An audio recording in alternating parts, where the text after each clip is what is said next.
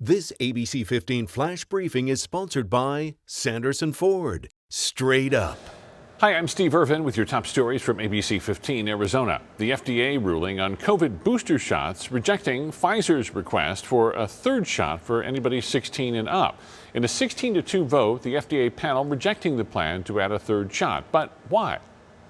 I have major concerns with regard to the extrapolation of data from much older populations to 16 and 17-year-olds.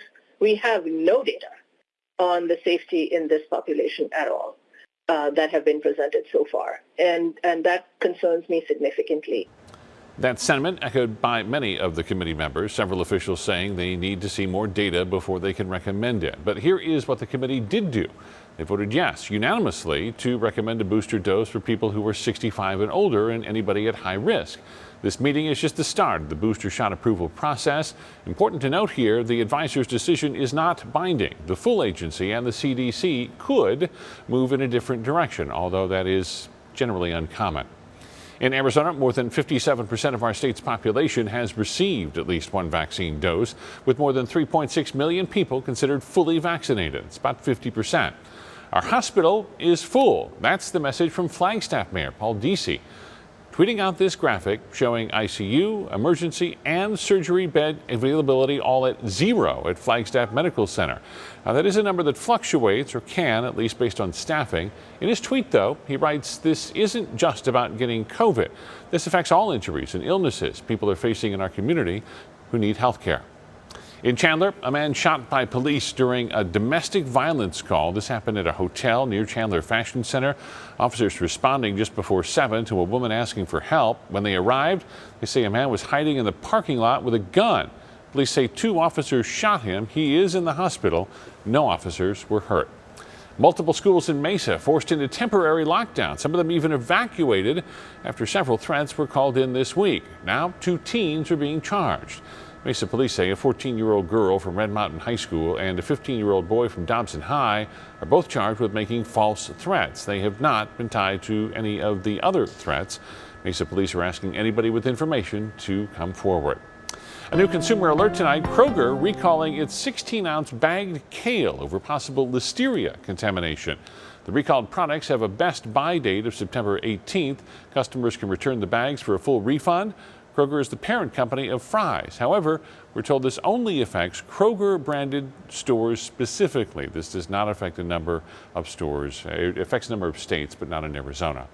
Also, across the state, Arizona is returning to work. According to the Arizona Office of Economic Opportunity, the state has recovered 100% of private sector jobs since the beginning of the COVID pandemic.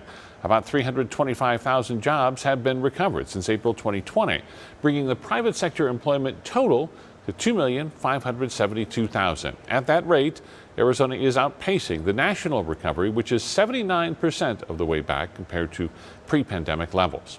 Hopefully, you don't encounter any rude drivers while you're out and about, but the likelihood may depend on where you're driving, at least according to Insurify.com, which compares rates for auto and home insurance. Flagstaff has the rudest drivers in Arizona, according to them, with 35 rude drivers per 1,000 motorists.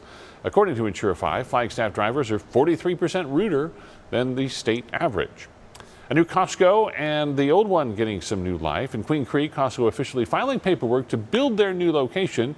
It'll be built off Ellsworth and Queen Creek Road. In Phoenix, the former Costco at Christown Mall will become an American Furniture Warehouse. Both projects expected to be complete sometime next year.